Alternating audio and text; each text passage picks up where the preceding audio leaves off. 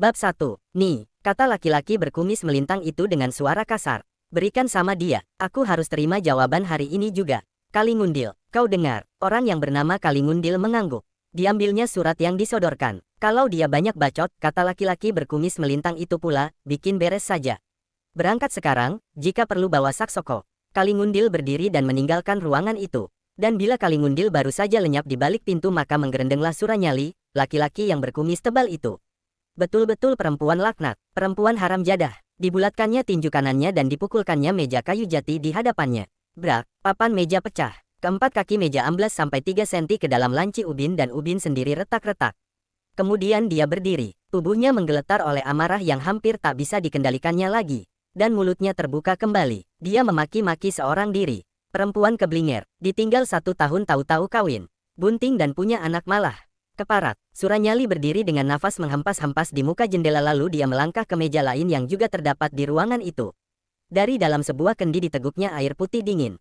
Tapi baru 2 teguk air melewati tenggorokannya, isi kendi itu sudah habis. Keparat, maki Suranyali lagi, dibantingkannya kendi itu ke tanah hingga pecah berantakan. Seorang perempuan parubaya memunculkan kepalanya di pintu sebelah sana namun melihat Suranyali yang lagi beringasan ia cepat-cepat diam menghilang kembali.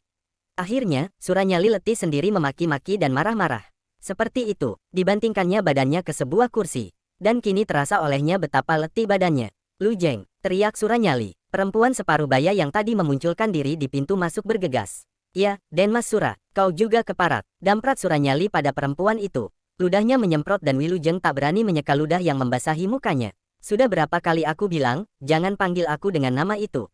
Apa kau sudah gila hingga lupa terus-terusan? Kau gila ya? Hah. Wilujeng terdiam dengan tubuh menggigil ketakutan. Lagi-lagi dia lupa. Lagi-lagi dia memanggil dengan Sura padahal sudah sering Suranyali memerintahkan agar dia memanggil dengan nama Mahesa Birawa. Perempuan monyong, aku tanya kau sudah gila? Jawab, tidak, Denmas Su, Mahesa Birawa. Kalau tidak gila, kau mesti sinting. Ambilkan aku air, lekas. Wilujeng putar tubuh. Sebentar kemudian dia sudah kembali membawa segelas air putih. Air yang dingin itu menyejukkan hati Suranyali sedikit. Kemudian dia duduk tenang-tenang di kursi itu dan bila matanya dipicingkannya, maka kembali terbayang saat setahun yang lewat. Waktu itu dia sudah lama berkenalan dengan Suci. Dia tahu bahwa gadis itu tidak suka terhadapnya, tapi dengan menemui Suci terus-terusan di tepi kali tempat mencuci, dia berharap lama-lama akan dapat juga melunakkan hati gadis itu.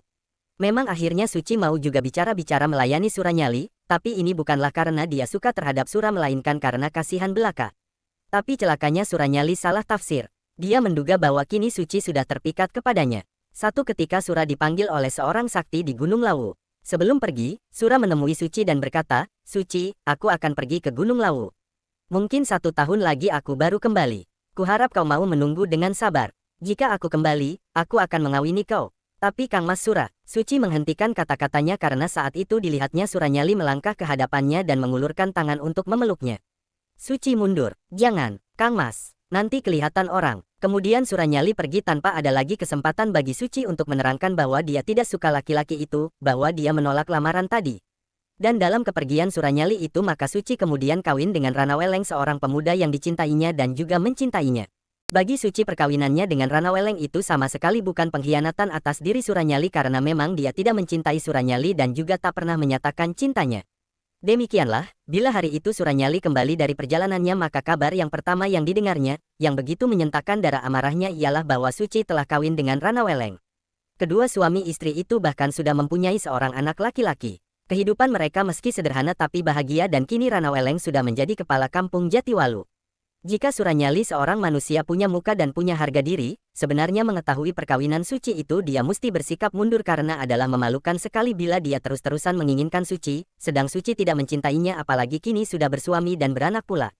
Tapi dasar Suranyali bukan manusia berpikiran jernih, lekas kalap dan naik darah membabi buta, maka hari itu juga dikirimkannya anak buahnya ke Jatiwalu untuk membawa sepucuk surat ancaman kepada Ranaweleng. Suranyali yang kini memakai nama Mahesa Birawa bangkit dari kursinya ketika didengar suara gemuruh kaki-kaki kuda di halaman. Dia melangkah ke jendela dan memperhatikan kepergian kedua orang anak buahnya. Jari-jari tangannya mencengkeram sanding jendela. Suci mesti dapat, katanya dalam hati yang dikecamuk amarah itu.